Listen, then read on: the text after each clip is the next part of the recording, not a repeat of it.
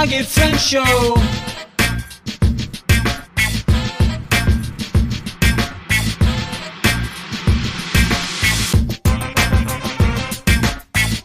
What's up, my bloggy friends? Famous Ashley Grant here, and I am so excited for this episode.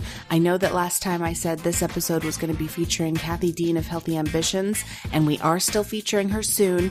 I did already get the chance to interview her, but this episode's a little bit timely, so I had to jump on it.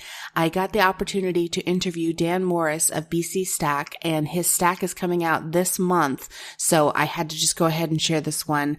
Everything that he's sharing in this episode is actionable stuff that you can use to grow a blogging business. You're going to want to take some notes on this one because he is dropping truth bombs left and right. So let's not wait any longer. Let's dive right into this interview. This is Dan Morris. I think I go by Dan R. Morris online because once I added the R, I dominated Google Images. That's fantastic. Yeah. Before I added the R, there was like many Dan Morrises around the world that I don't know why they took my name, but I guess it is what it is. I can relate because my name, Ashley Grant, is just a very standard name. But when I added the famous, that's when I finally started making full-time income as a writer. So let's take it back to the old school. How did BC Stack get started? And what is BC Stack? So, like I said, I'm Dan R. Morris. And I'm married to Rachel Marie Marr online. And she runs findingjoy.net, which is this giant blog. It's got like 1 million followers on Facebook, and we've got a Penguin Random House deal, or Penguin deal for her second book coming up. She does a pretty good job on the blog. There's a lot of moms that appreciate what she writes. But together, we also run Audience Industries. Okay. And for a long time, pre-COVID, we put together an 8-hour workshop. We had maybe 5 different curriculum. We called it Blogging Concentrated. And we traveled the world, really, doing 8-hour workshops. So I think we did 115 in Canada, United States, New Zealand, Europe. And along the way, I think it was in New Zealand, we did 2 tours of New Zealand. We did 14 workshops there. Wow. And we mentioned Gary Vaynerchuk's name. And a couple of people didn't know who that was. Gasp. And I really thought prior to that moment that Facebook and the internet were kind of like the great equalizer. Mm-hmm. Like if you were famous in our industry, then it didn't really matter where you lived. You were probably in the same groups. You probably knew who the famous people in our industry were. Mm-hmm. Well, to me, that was interesting. Like, wow, you don't know who they are. So on the flight home, we were thinking about that concept that we didn't know who their experts were. We didn't know who their top people were. Like, do you know who the top digital marketer in New Zealand is? Probably not. So we decided on the way back that maybe we should come up with some sort of a project where we introduce all the people we met abroad to the people here and vice versa. Was our idea. What if we could introduce our experts to them and their experts to our audience? So we started a project that we've called BC Stack from the beginning. It was Blogging Concentrated, but now it's kind of like business courses. We called it BC Stack. And the idea was we would take 65 experts from around the world. We would put together one of their products. And then we would sell them as one stack. But just doing that didn't really solve the problem. That didn't introduce each other. So what we did was we changed it. So on the download page, when you buy BC Stack, when you get to the sales page, you'll see like this year, there's 65 products for one price. And this year it happens to be, we're doing product launches. Mm-hmm. So it's like the world's largest product launch. So we have 65 brand new products launching the week of June 13th with BC Stack all at once. So when you see that and you decide to buy it, which you will, hopefully, fingers crossed, then you go to I guess you'd call it the downloads page. Mm-hmm. And normally there'd be a bunch of downloads, ebooks, and stuff you could grab. But that didn't solve the mission. The mission was to introduce people to experts and experts to people. So on the download page, it's actually links instead of the downloads, and it's like private secret links. Mm-hmm. So who, like, let's just say it was Tony Robbins. If Tony Robbins had a new product and he was selling the product for $400 and it was TonyRobbinsProduct.com, then you could go to TonyRobbinsProduct.com and you would see there's a $400 button. But if we get him inside of BC Stack, then that $400 goes away. Mm-hmm. So when you go to the download page, you go to a private secret landing page to get that product for free because you bought the stack. But what that does is that helps Tony Robbins add you to his list. So now he gets to talk to you. He gets to meet a new audience. You get a brand new product that's worth a lot of money and you can learn a lot from, but he also gets a new audience that he can teach. And so the real magic of it is the filters. And the filters are, and let me explain filters, but the filters are something that you need to know as a blogger. You need to really grasp the concept of filters. A filter is what makes you authentic, in my opinion. So I'm going to explain filters, and then we're going to come back to BC Stack. Okay. Let's just say that you're a running blogger. You teach running, how to run a marathon, running techniques, eating while you run, nutrition for runners, all that stuff that if you're a running blogger, you would write. Mm-hmm. And let's say that you want to grow your list and you decide to give away a $25 Amazon gift card. Just sign up here and I'll do a drawing for everybody who signs up and you get a gift card. So this would be becoming inauthentic. You would no longer be an authentic running blogger because the $25 gift card isn't directly aligned with the fact that you're a running blogger, because now anybody is going to come and sign up, whether they have an interest in running or not. Mm-hmm. So if that happened on a menopause site, I would still sign up to win the $25 gift card, but I'm probably not going to go through menopause. So are you sure? Yeah. So I probably don't need to be on your email list. Okay. That's not right. So what you need to do is you need to choose opt-ins, you need to choose products, you need to choose memes, you need to choose Pinterest pins that are totally 100% related to the way you monetize. Okay. So if you're going to be a running blogger, then maybe you want to give away a 12-pack of running goo, which is this stuff that you ingest when you're doing a marathon to give you extra energy. But the only people who want goo are long-distance runners. Mm-hmm. So they're the only people who are going to sign up. I don't need that. I don't want that. So I'm not going to sign up. If it was a 12 tips to overcoming menopause, I'm not signing up for that. That doesn't have the right draw. It's not the right reason for me as a person to add to get that email into my inbox. I don't need that 12 tips. So the filter is what you put in place to push away all of the people who don't need to be on your site and attract all the people that do. So even go back to your Twitter description. If your Twitter description says, I'm married, I love pink, and I have 2 dogs. When somebody reads that, does that filter out the people who need to follow you and filter in the people who do? So it has nothing to do with running. So why would anyone follow you? What you want to say is, I run 6 miles a day and I teach people how to get the best out of their legs, or how to run the best mile, or whatever. And then when somebody reads it, they'll realize, oh, I should follow this person. I'm a runner. So at every point in your blogging journey, you have to make sure you've got the filters in place so that you're only bringing in the people who matter.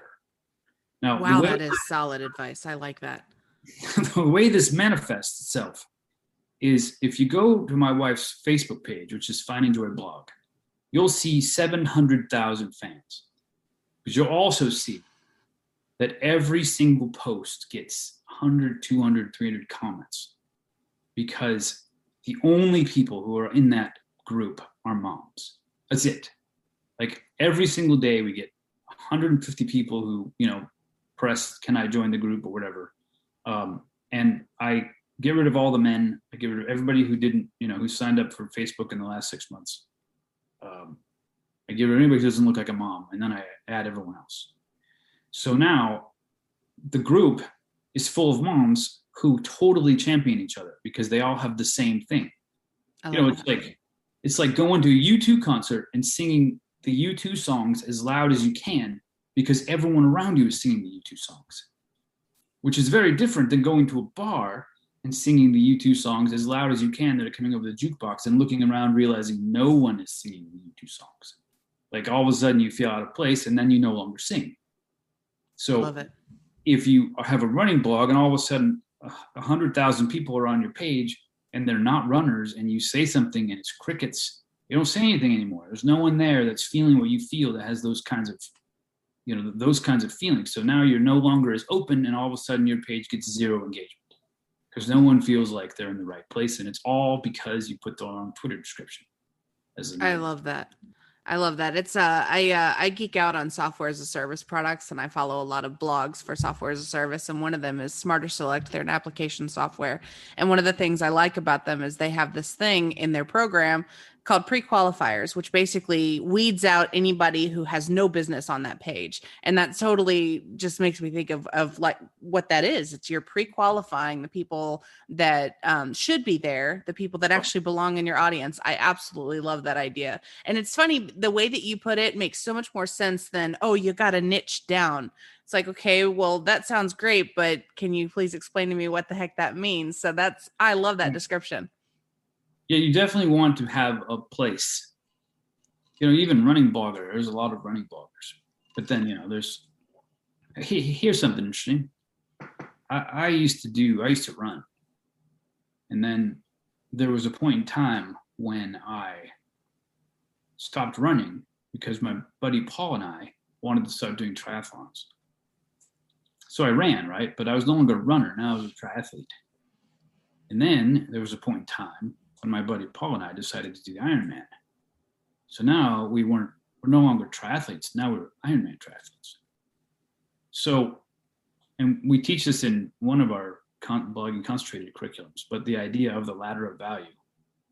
And that is that you will serve your audience for a specific segment of time in their life. Mm-hmm. And they will go on as part of their ladder of getting better at life. And you need to prepare for that. You need to have agreements in place and work with other people.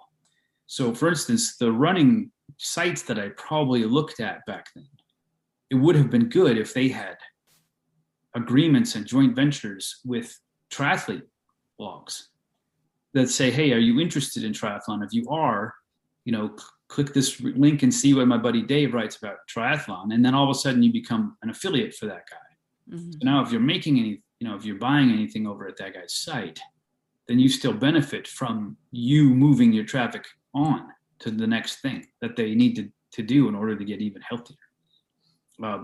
So you got to be prepared. Even Woman's Day magazine, there's a particular period of life where you get that magazine, you read it, you like it, and then you move on. You get into gardening, you get a garden magazine, mm-hmm. And losing that audience is not a bad thing. It's kind of what you want. You're helping people move from one place to the next. So, even photography, you could become the person who just teaches filters, so that you're always looking to find beginner photographer bloggers to say, hey, I teach filters. Can we work out something so I can move your people to me and me to the next level or whatever like that is. But make sure that when she says niche down, make sure where do your people come from? What part of life do they come from? What were they doing before they met you? What were they doing before they needed you? And then think, how long will they need me? What is it they're moving towards? And who are the people that do the thing that they're moving towards? Mm-hmm. Who can I work with? Which podcasts can I be on? So that you're always filtering in the people that you need. You're taking them from the places they should have been and moving to the places they should go and making money on the way. All these golden nuggets, dropping truth bombs left and right. So how do you even choose who gets to be part of the BC Stack? I mean, was it hard in the beginning to convince bloggers to, or not even bloggers, but just experts to be part of it? Yes, and I'll get to the back to the filters too on that. Okay. A good segue to that. So we like to call it the snowball of awesome.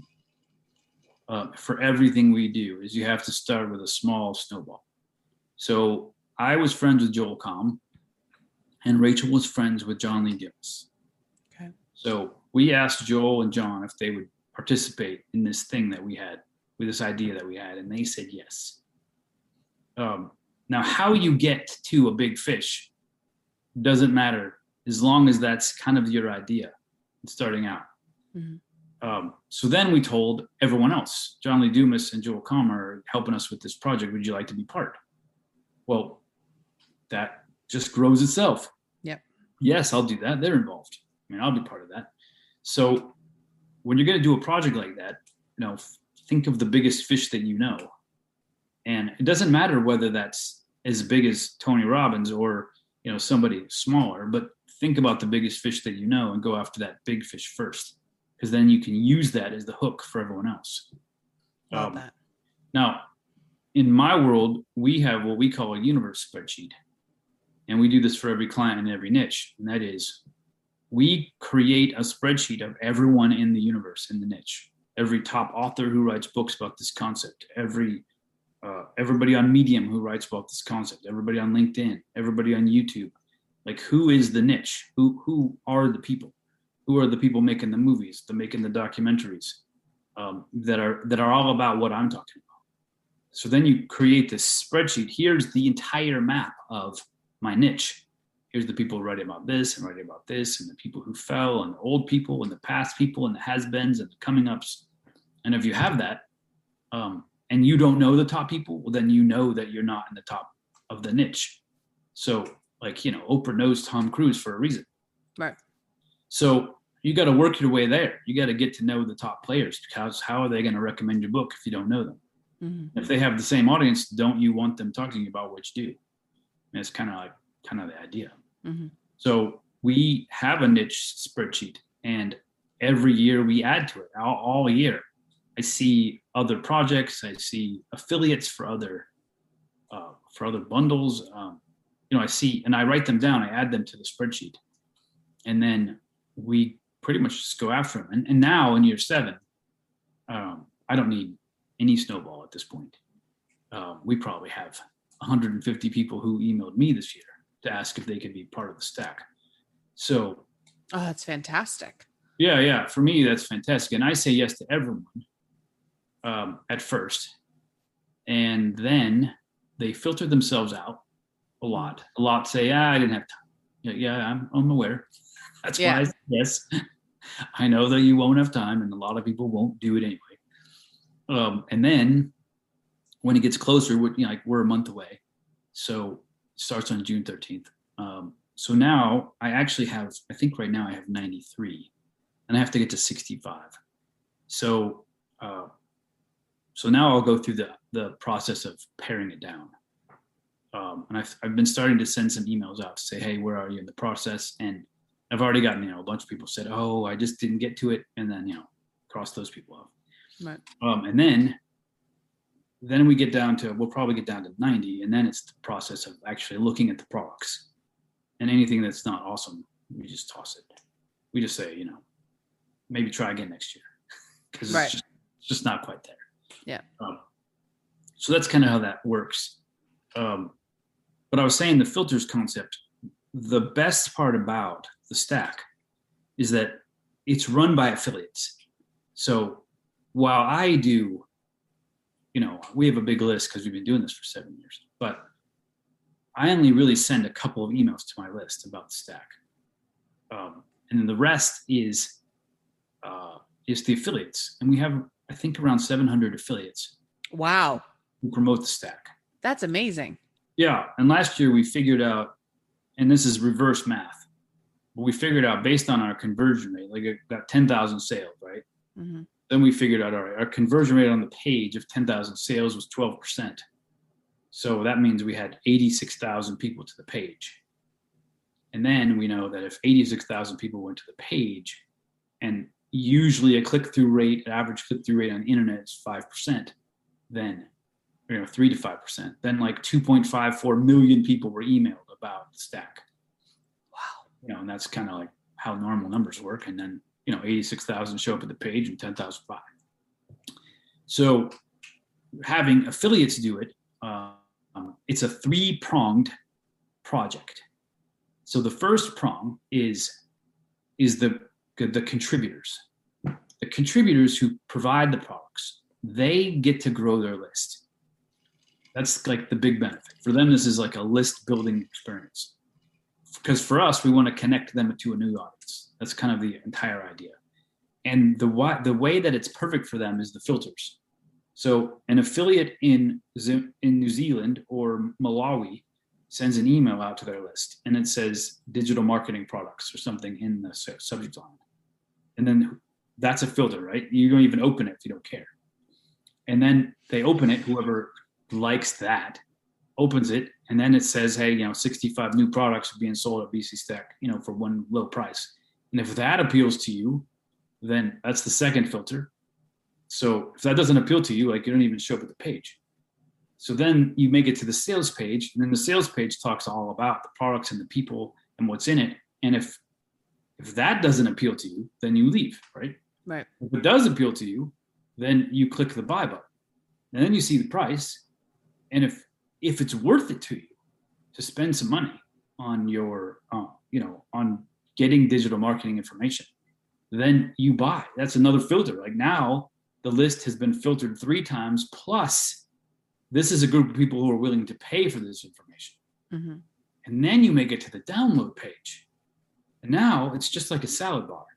Like you go to a salad bar, you everything on the salad bar, you've already paid for. Right. But I don't like beets, so I don't put beets on my salad. Never. No, I don't.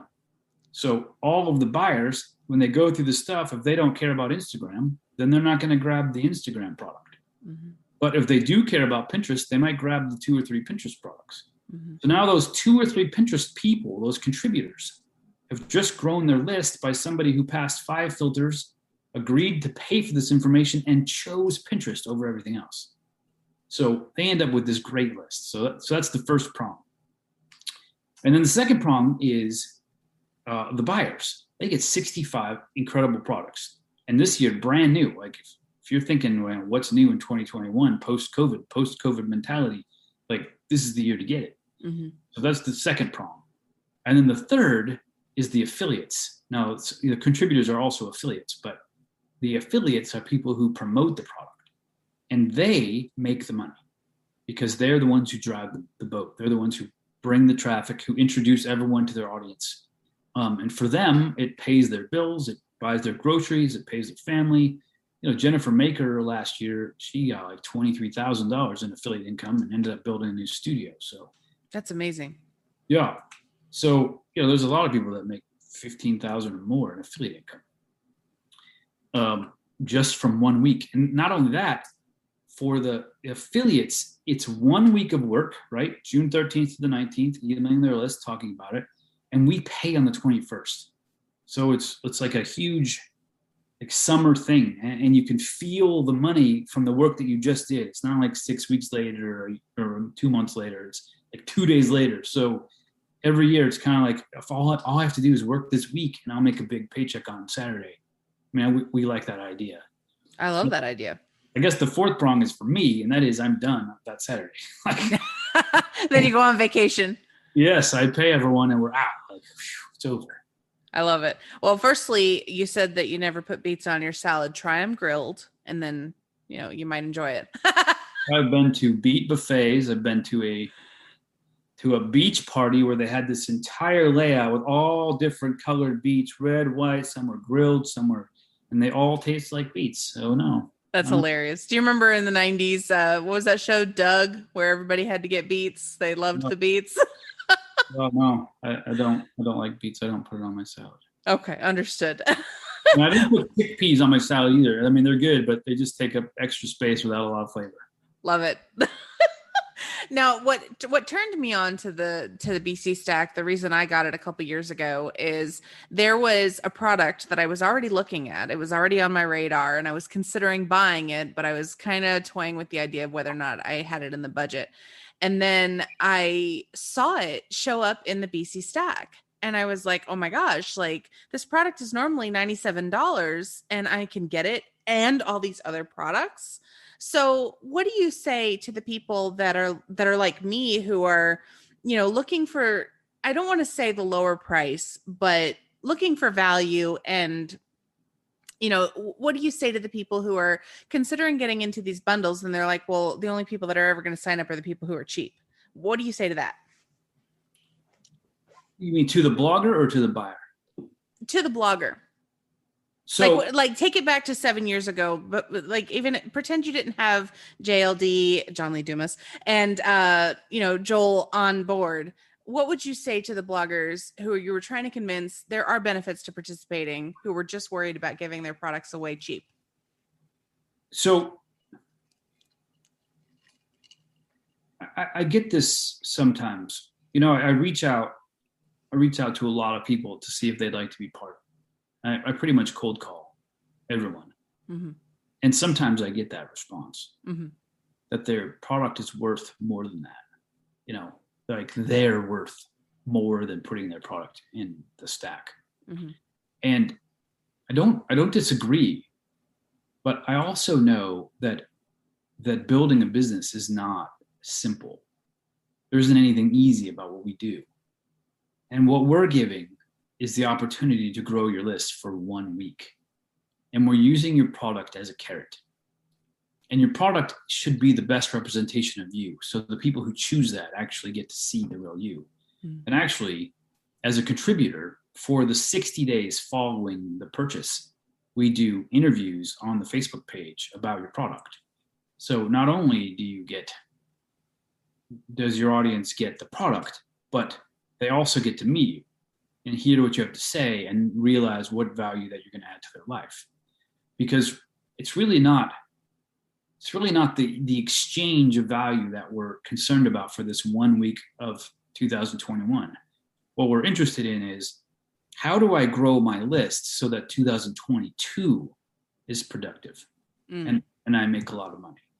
And if you think that this is the one and only product you're ever going to have, then I think maybe you're just not thinking about your business the right way, because your audience needs more than the one product. Yes. So hopefully not only do you have the one product, but you see another product in the future, and in your one product, you've teased the idea of that next product.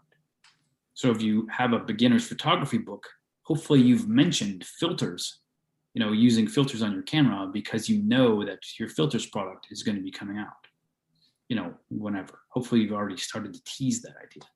So putting your product in a bundle, to me, is a way to grow your world through filters, making sure that you have the right people. Now, there are people who ask me, can I put my nutrition product in the stack? And that's not the idea, mm-hmm. right? It'd be the wrong audience for that person, mm-hmm. because that person just doesn't grasp the idea of what their business is. So you need to make sure that it's in the right forum. Mm-hmm. But then the other thing you need to make sure of is that you're at the right spot in your blogging journey to even participate. Yeah. So we talk about different levels of business. The first being kind of like the infrastructure level. Like, do you have your website up? Do you have your social media profiles? Do you have an email capture device? And are you sending emails? Like basic stuff. Mm-hmm. You have all that stuff in place. And then the second level is, okay, now, do you have opt-ins? Do you have different things to get people to come to your email list? Do you have ebook? Do you have a webinar? Do you have live calls? Do you have things that get people on your email list? And then also, do you have an automated way to reply to them? Do you already have those written? Now, if you don't have any of that stuff done, then I would say don't participate until you do. Like, make sure your infrastructure is right. You don't want to give. Somebody last year gave me an ebook and they just sent me the ebook. They're like, no, I don't need anyone to join my list. Here, just make it a PDF download. I'm like, well, that's not the idea. That's not the point. Like, anybody can go to the bookstore and read a book, but that doesn't mean you're been added to that person's business, Like, that's the hardest thing for us selling on Amazon, is that we don't grow the business. We just make some money. That doesn't help me next year. Right. I'll just order an extra burger with extra money. Like, I need a bigger business concept. So I say definitely do the bundle idea. And more than trying to join bundles, I think it would behoove you to consider starting your own. And when I say that, I think you should try something small. So if you like this idea, I think you should try this. Okay. On Rachel's site last year, before we started doing the Brave Basket for her site, we sent out the question, can you describe motherhood, like in one paragraph, to 100 bloggers on our universe spreadsheet. Now, the universe spreadsheet is more than bloggers. Let me say that. It's like the editor of Good Housekeeping magazine. It's like who has our audience is basically what it is. Mm-hmm. So we ended up getting a reply from the editor of Good Housekeeping magazine. Oh, wow. So, and a bunch of them. I mean, a bunch of huge people. So on her site, on the Motherhood Is blog post, I mean, some people call it a roundup, but I don't. We basically took 75 top moms, top people in the motherhood niche, and we have their definition of motherhood. And I put their name, their picture, the link to where they are, and then their quote in a long list. And to me, this is the beginning of doing a bundle, because now I've got somewhat of a relationship with these people, even though it's shallow. I did ask them to do something. They said yes, and I over-delivered. Like, I made it really pretty. I put their link on, their description, added a photo, made it great. And I said, hey, appreciate that you being involved. Here's what we did, which opens the door for the next question, right? Which is like, whatever. Maybe you do another one of those. Mm-hmm. Or maybe you ask, would you be willing to allow me to put this into an ebook with your name on the cover? Like, questions. So now you're basically adding even more value. Now their name is in a book. Mm-hmm. Even if it's the editor of Good Housekeeping magazine, everyone likes the idea that they're in a book. Mm-hmm. So work your way to the point where, hey, we're thinking about doing this bundle. Like, would you be interested in putting together a product? And a product can be as simple as, would you be interested in starting a Facebook group mm-hmm. and doing a 1 hour webinar on a topic in the group? That could be their product if somebody doesn't have a product. Right. So then, if the editor of Good Housekeeping magazine, I haven't asked her yet, but I could come up with an idea like, hey, would you like to talk about this topic? And then if she does, then I will put her in the stack. This person is going to talk about this thing, and then I'll create the group for her. And that will be the page that people go to go do that. And the first post is going to be, coming on September 6th at 9 p.m. Right here is going to be a Facebook Live with this person talking about this topic, which hopefully the audience wants to learn about. So you could work your way up to that. But then you become the expert. Like, you become the person that's helping everyone else. And then you also get helped in the meantime, right? So think about that. Like, don't always allow yourself to be subject to the whims of others. Sometimes it makes sense to be the wind, to make the change. What I really love about the bundles that you have done is, I mean, like I mentioned, I was looking at a product and I was considering it. I was debating, and then I purchased the stack, but then I went back to that person and I bought more of their products. Oh, yeah. I got excited about who they were. I learned more about them. And what I love about the bundles is that it gives you an opportunity to build the relationship. It gives you the, we're always talking about in business that you got to build the know, like, and trust factor. And what's awesome about these bundles, in my opinion, is that, people who are teetering or on the fence or don't even know who you are get an opportunity to see what you do, and they get to do it without feeling like okay, I might put up this investment and I might really regret it. And it kind of takes away some of the barriers that they may have been having. So they purchase the product and then they get to learn more about you and then they want to buy more because they see how amazing you are. So to that end, I will say that towards maybe the 6th of June, like the week before it goes live, I ask all of the contributors if they have an affiliate program. And if they do, then I turn the link to their product into an affiliate link so that I become an affiliate link of theirs. I become an affiliate. And for us, over the last 7 years, we now make quite a bit every month from recurring income from people like you who bought the stack, but then you buy something else from that person. Like we'll make a percentage of that every month going forward. So that builds up over time. So I know that when people buy the stack, they end up buying stuff from the contributors. And that's kind of the idea, right? Because they become part of the audience. So that is like the second way that we end up monetizing the stack is we become affiliates for everyone. And then people who are better at me than selling an email will sell products and then we'll make small commission and those add up. They add up pretty well over the course of a year. I will say that. That's fantastic. Is that what made you branch out into another stack? Because I purchased the podcasting stack as well.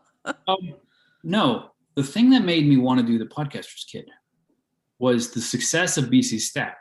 Okay. To me, I would like to only do the stack once a year. That's the only job I want, once a year. Okay.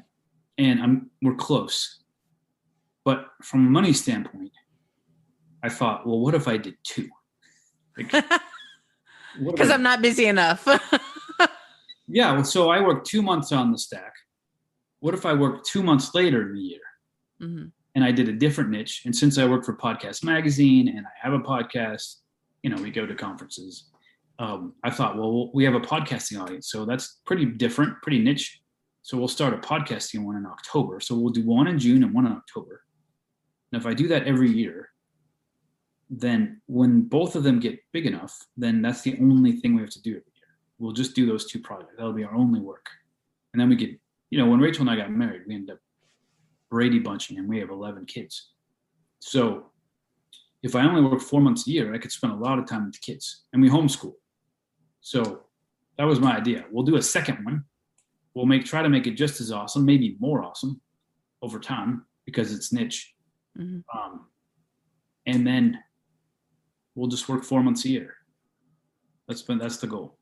I love it. And the podcasting kit, the value in it was just amazing. And, I've been working on different, how to start a podcast, stories for different clients and the value in it. It's just, I keep saying that because it's such amazing value for what you're getting and what you're getting access to, because some of the people that are in these stacks, the Blogging Concentrated and the podcasting kit, I never even knew who they were. And like you said, it totally puts you on their radar and you never might have known who they were before. And so it definitely fulfills the idea you guys had. And it's amazing how such a simple idea can just turn into what it is today. I love it.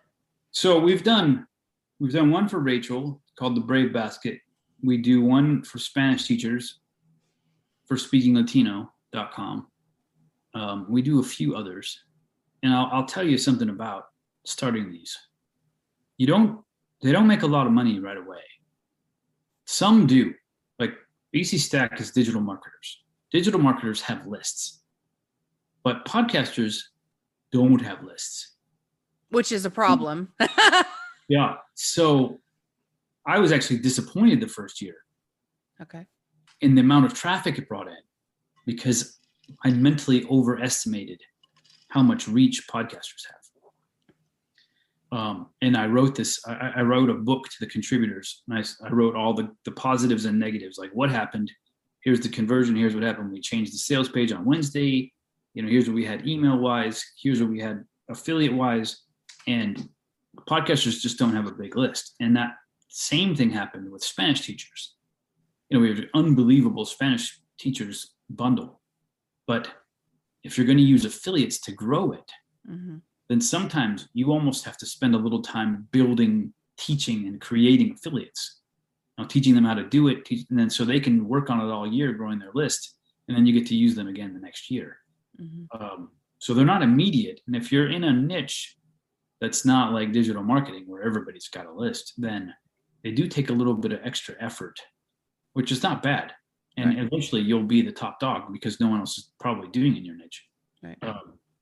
But I will say, set your sights realistically.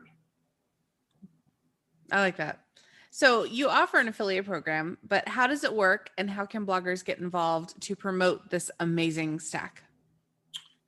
Well, if you want to be an affiliate, then tell Famous Ashley that you want to be an affiliate. Because we have a 2-tier affiliate system. So 2-tier means that if you come directly to me, then you make 50% of 50% commission for every product. But we give away $24,000 in bonus money. So like 15 levels deep. So even really small affiliates end up, getting some bonuses to make it even better. And you get 50% of the purchase price plus the upsell, which is pre-buying next year, mm-hmm. plus the upsell, which is joining the club where we help walk you through all the products in case, so you don't get overwhelmed. So you could make, I don't know, $100 a sale or something. And then our second tier is if anyone who buys the product from you, like they use your link, they go to BC Stack, they buy the product, and then they decide to become an affiliate of their own, then they make 50% and all that stuff, but you make an extra 10% of whatever they make. It's like a little bonus, a little sugar on top. Okay. And some people, like Ricky Shetty, all he does is bring me affiliates. He never promotes. So I think he made like $5,000 or something last year in second tier commissions. And he doesn't promote at all. He just brings me affiliates who will promote. Amazing. I put them under his name. He makes the 10% commission for bringing them to me. To help us grow. They make the 50%. So if you're listening to this, tell Ashley you'd like to be an affiliate, and then she'll tell me, and I'll sign you up and I'll reach out to you. But then I'll know to give the 10% to Ashley, the extra commission for like putting this on. Like she's taking time to create this moment, which you learn about it, and then you want to be an affiliate. So we're going to give her 10% on top of that. It doesn't take away anything from you. You still make 50%. But she makes an extra 10% and it carries on from year to year. So whatever. Oh, wow. I didn't know that part. Yeah. Whatever that person sells next year, you get 10% of it. That's why Ricky makes a ton of money because he's been doing it from year one. So he keeps bringing me affiliates. And one year he brought me the affiliate who won. So the big money. So, that pays for him, pays every year. And he's like, whoa, where'd this come from? And I said, dude, it was Stack Week. What were you doing, sleeping? It's like the one thing that every blogger wishes for is passive income. And so it's true passive income. There's only two types of passive income, in my opinion. One is iStock Photo, and one is this concept of, recurring commissions. I love it. So it sounds like everybody who can get involved in some sort of a bundle should, or if they can't, they should at least be an affiliate for it. Oh, you should. Maybe. So you only want to be an affiliate if it matches the ethos of your community. Back to the filters. Yes, absolutely. Your community is digital marketers and you're teaching them something and they need to know this other stuff as well. Then yes, this makes you're bringing something awesome to them. But we have other people who are affiliates, like they have an art blog. It's all about art. And then they send an email that says, hey, are you also trying to start a side income? It's an interesting idea, but it doesn't make it really authentic to why you're reaching out to your audience. They should really be affiliates for art things. Because when a plumber comes to your house, like you don't really need movie advice. You just need to do the plumbing, right? Right. And if he says, hey, well, if you're interested in movies, I have this VCR in the truck, dude, just plumb, just do the plumb. Stay in your lane. Yes. Stay in your lane. So I'm curious, what is your advice for bloggers trying to make it in this content creation business? Because there's so much content that goes into the stack alone, But if they don't have a product yet, but they want to aspire to be part of a stack, what is your advice for them? If you don't know what product your audience needs, you're probably in the wrong niche. That's my first thought. There's a lot of people who will say, I want to start a podcast, but I don't know what to talk about. I'm like, that's backwards. Like, figure out what it is you're passionate about and then decide whether you're going to start a blog or a podcast. You don't start the other way around. So first of all, you're either passionate about something or you're not. Right. And then if you are passionate about it and you are listening to your audience, then you understand. You know, with findingjoy.net, with the mothers, we totally get, you know, there's a group of women who are in a bad marriage, are stuck in something. They lost who they are. They have lost some of their freedoms. They are married to someone who is controlling. Like, we understand this concept and the fears that they have and the kinds of things that they need to talk about. And we have a group for those people that are in that situation. Mm-hmm. If you don't really truly know your audience, then you might as well not do content creation. But when you do understand the audience, then the content part should be pretty easy. Like, what is it they're frustrated about? Like, what do they hate? Well, they're using a plugin, but what doesn't it do? Why doesn't it do that? Why do they ask you that? They use the Yoast plugin, but they don't know how to use it. Mm-hmm. That means they don't understand SEO. It doesn't mean they don't know how to use it. They don't get it. So figure out all those things, you know, and then don't do content creation for content creation's sake. Mm-hmm. Like, figure out the journey that your audience needs to take, plot it on a graph if you have to, and write, at this point, they're going to need this product. Then they're going to need this product. Then they're going to need this product. So you have this like flow, this funnel of where your people should go, and they don't need other people's products. They could just stick with what it is that you're building for them. But your mindset should be 100% about your audience. What is it that they need? Where do they go from here? Where did they come from? And if there's even cases like, if you're a divorce attorney, then in your mind, everyone should have been coming from a discussion with their husband that they're going to get divorced. Like, that's where they came from. That discussion brought them to this meeting. But are there exceptions to that?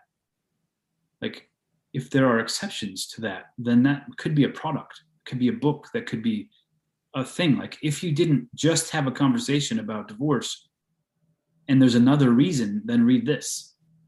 Like, most people don't, but there's a segment of your society, your group, who doesn't fit. And they know they don't fit. They come from a different place. Like, who is that? Why don't they fit? What makes them fit later? Like, how does it that they melded in, but why is it their starting point is different? Like, somewhere in there is a product.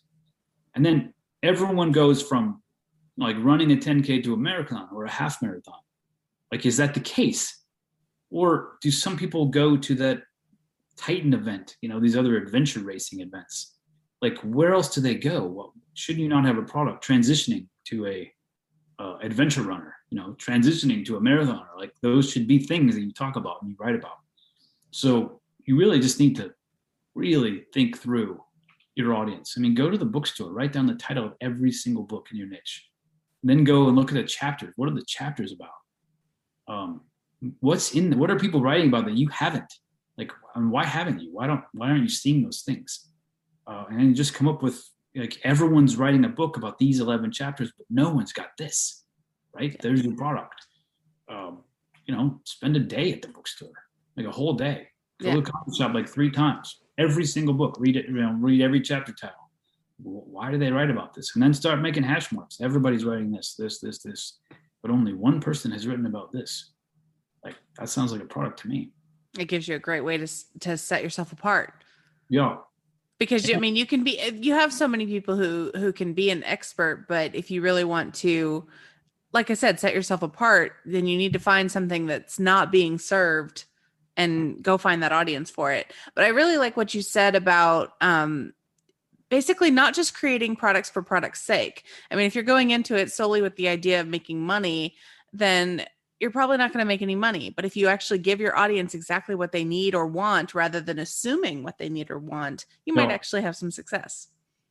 I will say, when Rachel and I first met, she told me that people had been asking if her blog posts were in a book. And I said, what? People ask me if they're in a book. And I'm like, well, why don't we have the book done? Where's the book? If people are asking, why don't we have it? So, 2 weeks later, we had a book, and it said everything in this book is blog posts, but they're in a book, and we sold 3,000 for $9 because she refused to sell it for 15, which is what I wanted to do. Mm-hmm. She wanted to sell it for 7. And I'm like, 3,000 times 9. So, I mean, that was a lot of money, and just turning blog posts into a book. And now people ask they want her quotes. Can I print this out? They ask, can I print out your quote? Do you have a printable?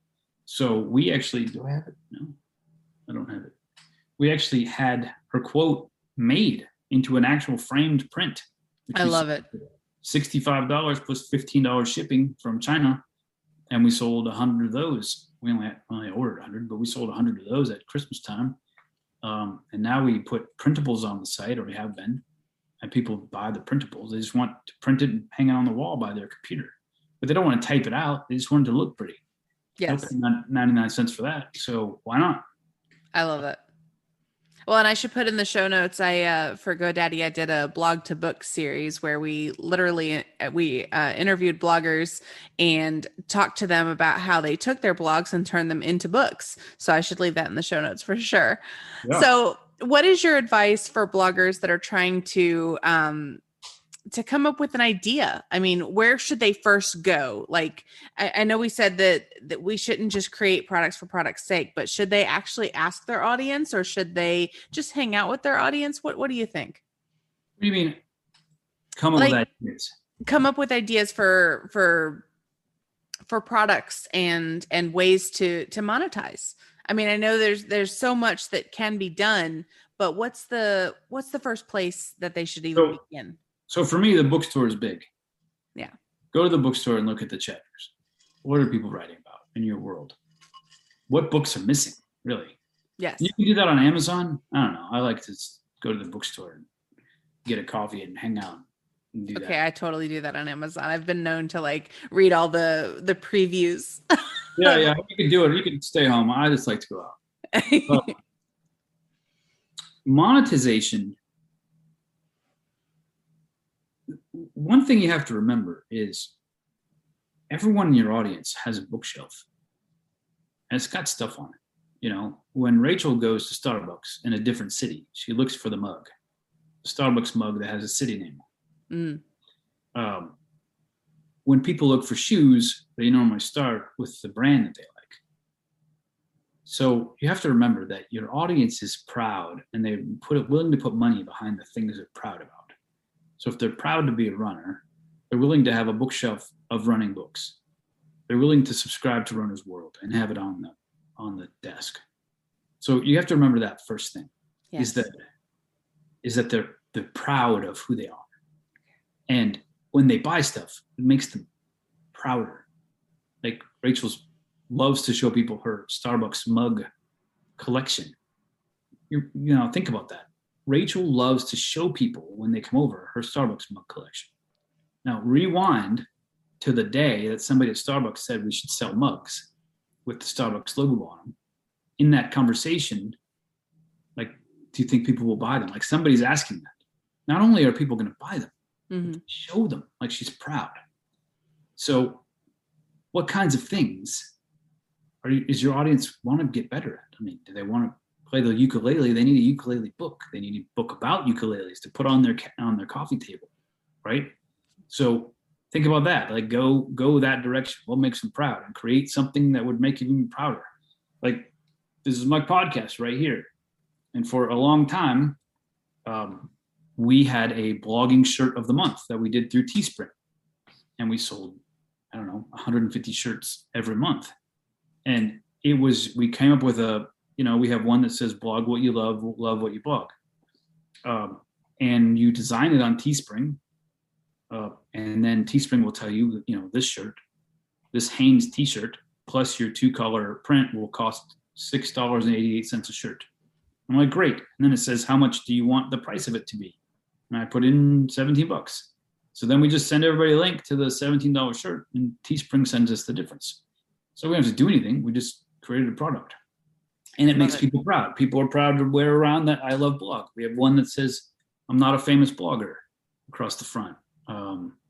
We've got social media shirts. We've got one that says, look up while you're talking to me, because most people are on the phone.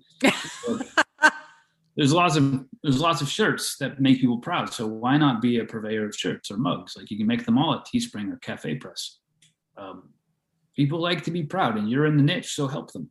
Yeah. Help them be proud. Put your logo on the back.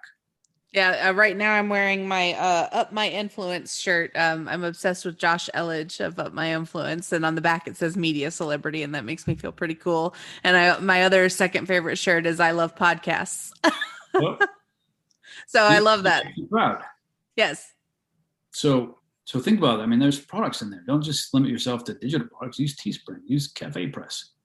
And you make money that way too, while you're making people happy. Yes. So don't limit yourself. Sponsorships are okay, in my opinion. They're all right. Not a huge fan of sponsorships because they sort of take away some of your authenticity. Yeah. Now you're a shill for a company. But if Target wanted to, or Starbucks wanted to sponsor Rachel, we would do it in a heartbeat, because Rachel writes about Starbucks and Target all the time. Right. All the time. And I know that if they wanted to sponsor us, we could write about how excited they are. They finally want to sponsor her. For a long time, people were like, holy moly, I can't believe they finally reached out to you. Because that wouldn't be a shill at all. It'd be, holy crap. They already know that we're 100% behind those companies. Right. So if you are going to take a sponsorship, at least make sure it's something that's authentic. Yeah, very authentic. And it's very hard when you're early and you're just following the money. Yeah. You really need the money. Like, sometimes, I mean, you don't have a choice, right? You got to pay the bills. And nothing is overcomable in the long run. But definitely go after the people that make total sense to you. And sometimes a sponsorship is almost like credibility too. So, you kind of waver in there a little bit, whether it hurts or helps your brand, but just keep that in mind, that your audience is still more important than the check, even when the check is the most important thing. Right. I mean, that's honestly why I started doing the ghost blogging, is because I wanted to stay authentic with the things I was doing with my name on it, but I also knew I needed to make the money. So that's why I started ghost blogging. Nice. That's a good idea. Yeah. So, all right. So we've covered a lot. And speaking of like quotables and printables and things like that, you've had a lot of really amazing quotes that you have said. And I kind of can't wait to go back and listen to this again, because I know I've probably missed a couple things that I want to digest. But is there anything I didn't ask you that you want to add? You didn't ask me. Well, BZ Stack is June 13th to the 19th. It's 1 week. And then Podcaster's Kit will be in October. This year, it's the world's largest product launch. We're going to try to launch 65 brand new products at once, for the most part.